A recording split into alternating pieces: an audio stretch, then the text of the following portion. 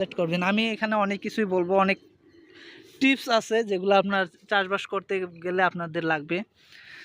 যে মেন টপিকগুলো বলবো ওগুলো আপনারা কালেক্ট করে নেবেন অবশ্যই। প্রতিগুলোর সাইজ হবে চিকন, এটা আপনাদের মাথায় রাখতে হবে। চিকন কিন্তু বাংলাদেশের যতগুলো জাত আছে ওগুলো থেকে সবচেয়ে লম্বা একটা জাত লতির, আর হচ্ছে সর্বোচ্চ ফলনশীল একটা জাত। এটা একটা 12 মাসি জাত, আপনার যে কোনো সময় এটা চাষবাস করতে পারবেন।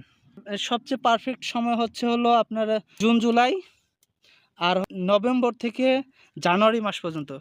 এইটুকু সময় যদি আপনারা চাষ করেন তাহলে আপনার ভালো বাজারটা ধরতে পারবেন আর কি, বুঝতে পারছেন। আর এটা সব সময় আপনি ফলন পেয়ে থাকবেন, সারাটা বছর আপনারা ফলন পেয়ে থাকবেন। অন্য অন্য জাত যেটা মনে করেন 6 মাস দেওয়ার পর আর দেয় না, এটা আমরা সারা বছর পেয়ে থাকি। আর এটা এই যে আমার এই জমিটা, এটার চারাগুলোর বয়স হলো 2 মাস 3 দিন। এই চারা